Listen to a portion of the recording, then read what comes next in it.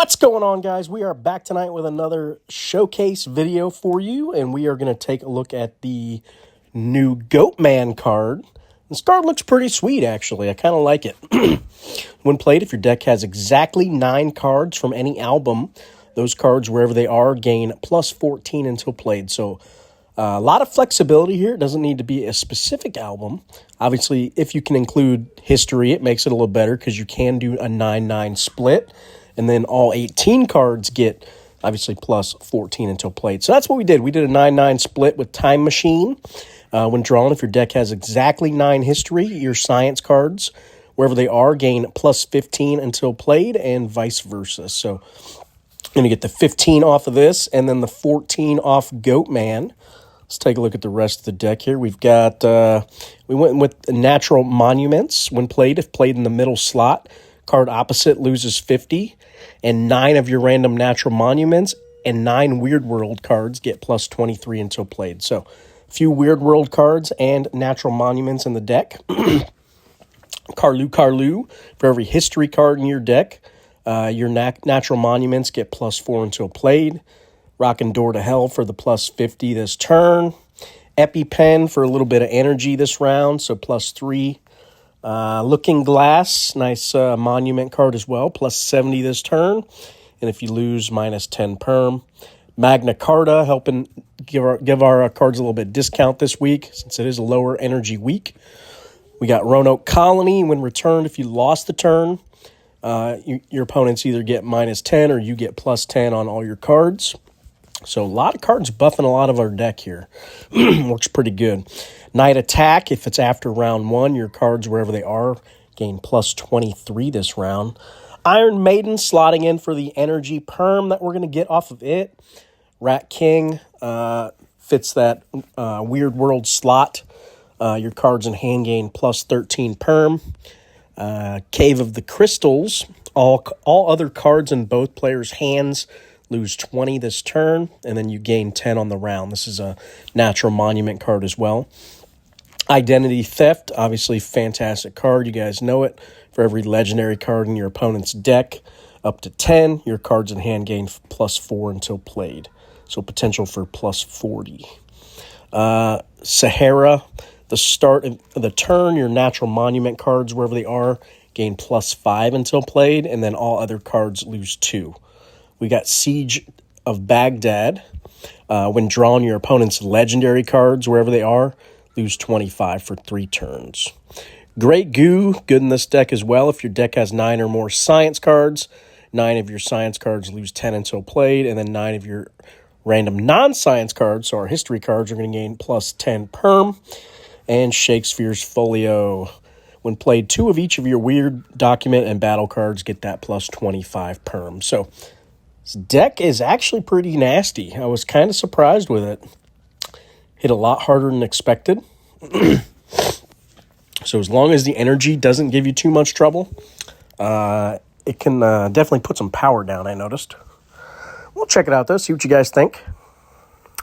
As always, if you enjoy the content, please hit that like button and that subscribe button.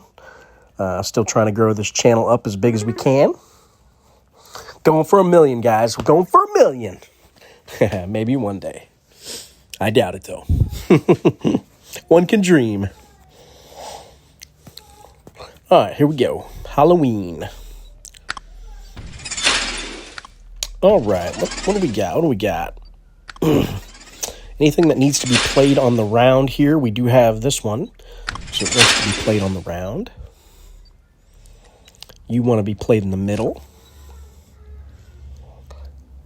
227. Do we think we lose here? No, we're probably good.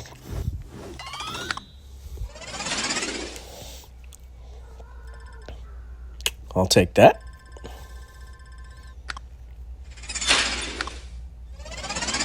Looking good, looking good. Up 242.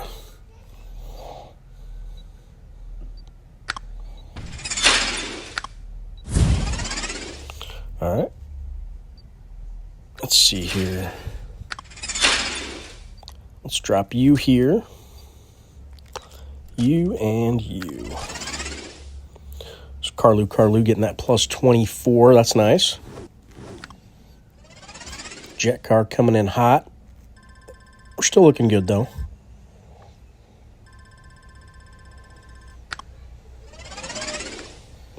Ooh, sounds like my wife just got home. There's our Goatman.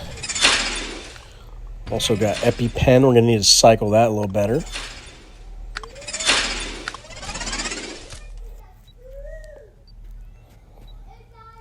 I'm going to do it like this.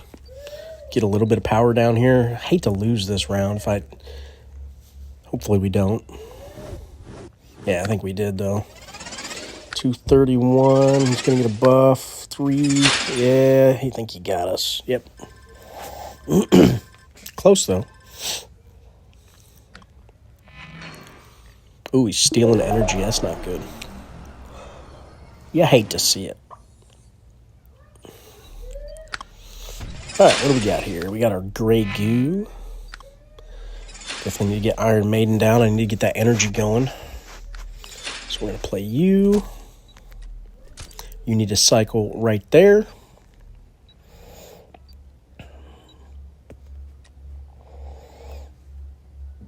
Let's cycle our Magna as well. Ooh, he won 2. That's good. So his Ghost didn't get that plus 2. Only gets plus 1.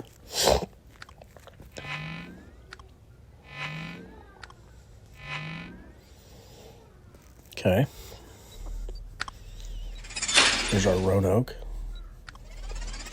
Looks like our Baghdad did pretty good there, too.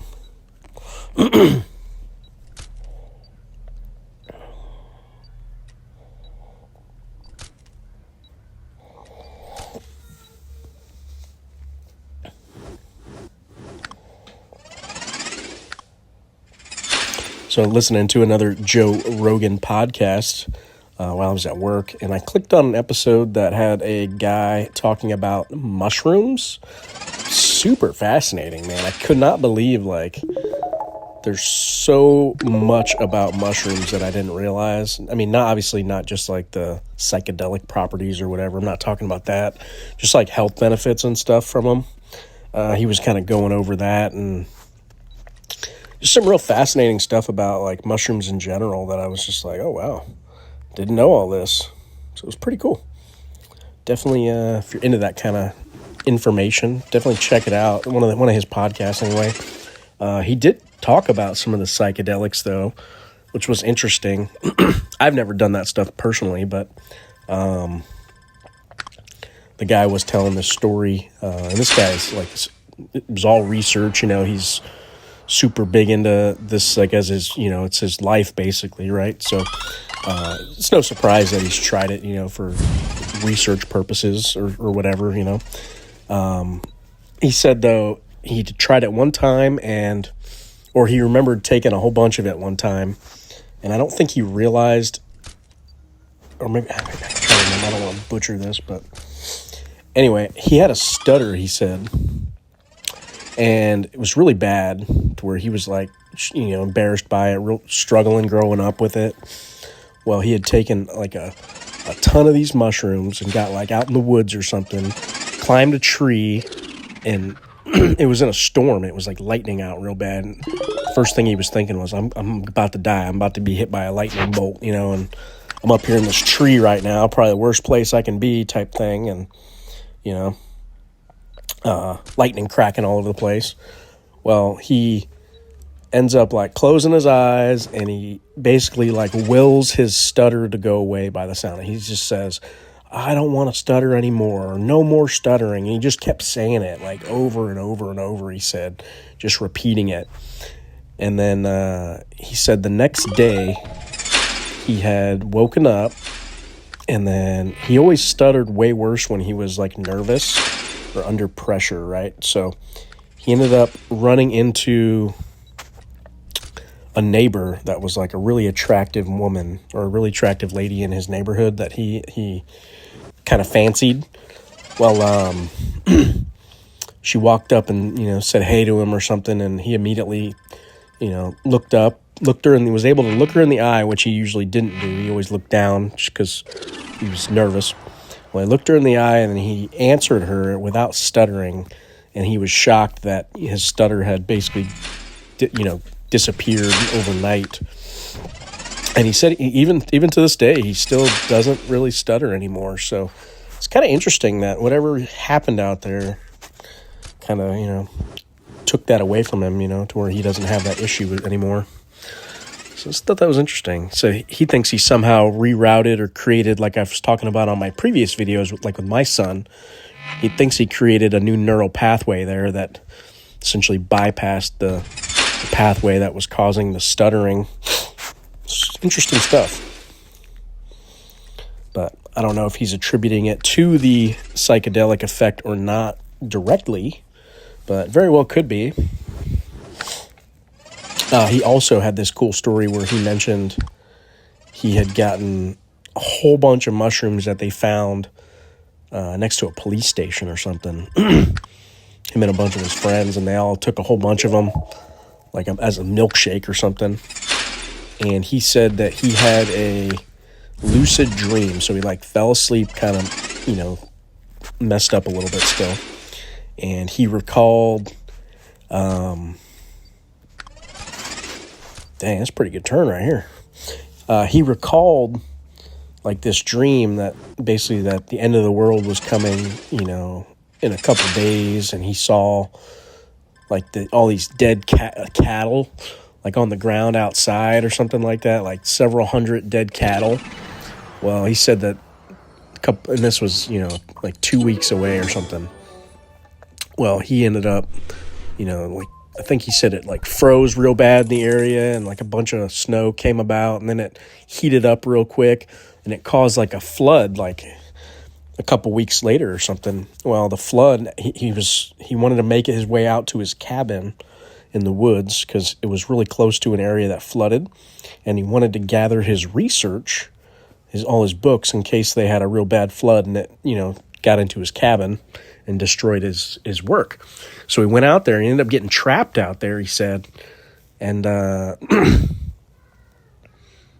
he ended up stumbling upon a scene that basically was, tons of dead cattle from the storm / flooding event that happened, and it ended up killing all these cattle. And so basically he had in his dream a future event that he witnessed from this psychedelic mushroom that 2 weeks later ended up his vision coming true, which seemed very interesting. So he thinks that there's now some type of multiverse that you can essentially tap into via these, shrooms or whatever you want to call them.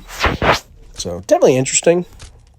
I'm not condoning any of that, obviously. The story itself was kind of fascinating to me.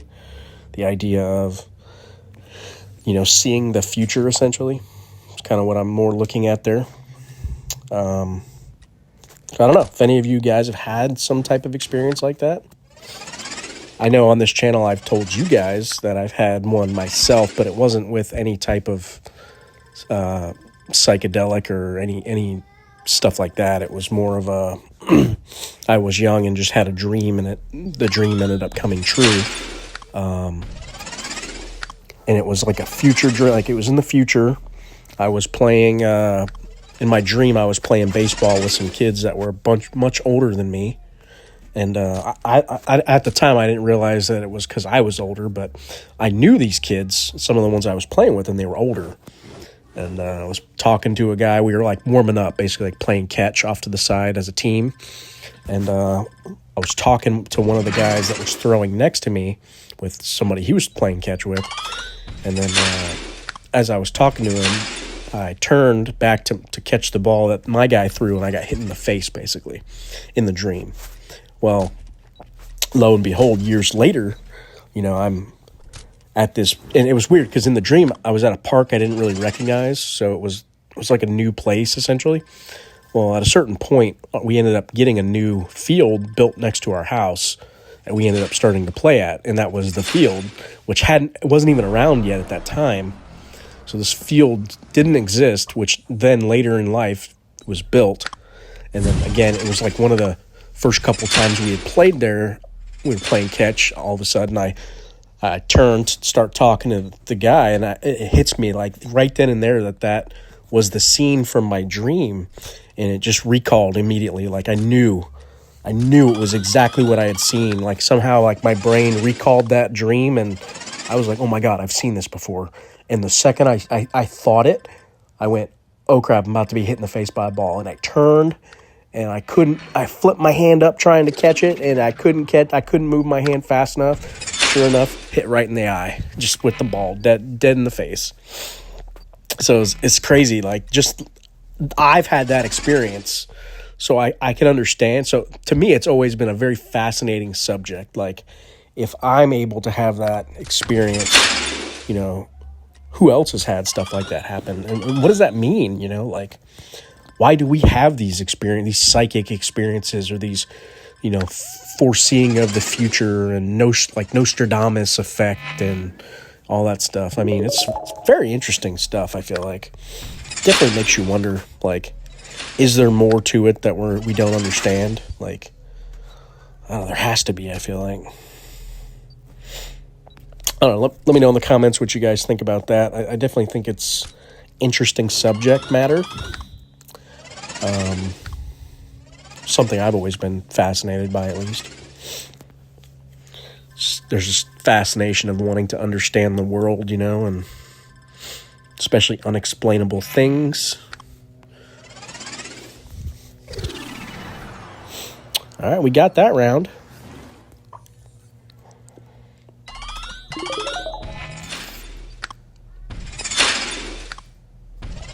Ooh, we got a battle arena. Nice. It's good for my night attack here.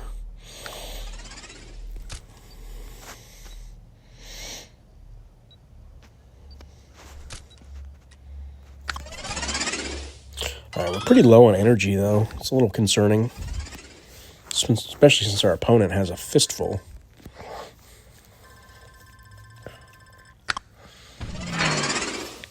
He's not after that testudo, I can tell you that. He's gonna burn through it this round. Let's see what we can do, though. I'm still not sure if Sahara is a great card in this deck, but I kind of like that it's getting big itself.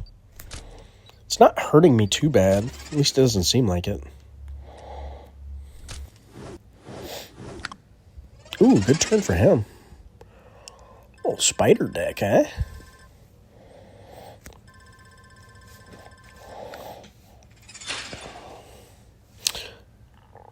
Ooh, did we just lose that? I think we did, right? So I kind of screwed up my looking glass, I believe. Yeah.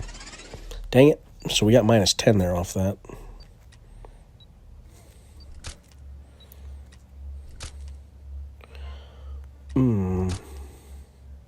Really probably needed to cycle this time machine. Dang. Alright, well, hopefully next turn. Well, no, because if we cycle it then... Yeah, we kind of screwed that up, I feel like. I really should have cycled time machine a little sooner. It's alright, though. I think we'll be okay.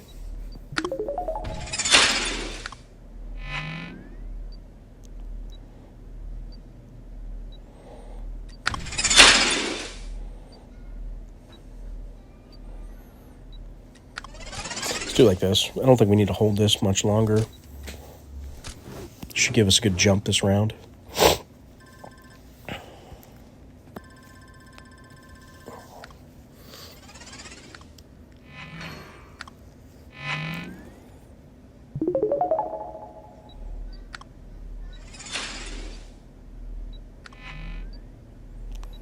What's the min? 12? Okay, that's good. I was kind of worried there for a second. Like, what's my energy? All right, we can do a 3 and a 2. I think that's the way we go. Let's do it like that. All right, we're looking good. Think we got him.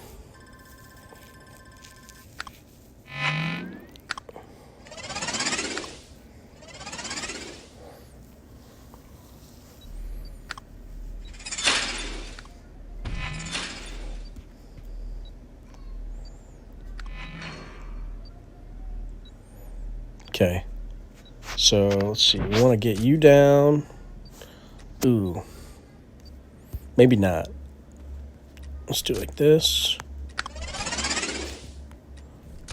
Maybe that's better. Yeah, I think that is better. We'll do it like that. That's going to be the game, guys. This deck did pretty good. I could definitely see a lot of customization, too, with this. You can easily... Like, I've got, EpiPens. I got some weird cards in this deck that don't need to be in here. Obviously doing some different stuff, trying some different cards out. But I could see this getting very optimized with Goatman. He seems very strong. I really like it. That extra plus 14 on your whole deck, especially in a 9/9 build like this. Very good. Because there's already good cards like Time Machine to combo it and Grey Goo. I mean, there's so much to like about this deck, I feel like. I could see this being a contender. You could definitely slot some stuff in here. You could even do like a Beowulf, maybe. Just do nine buffing, maybe your, like your Grey Goo, maybe your green. Yeah, I don't know. I'm going to try some other builds with it, but for sure this seems pretty strong. So let me know in the comments what you guys thought. Thanks for watching, guys. Have a good night.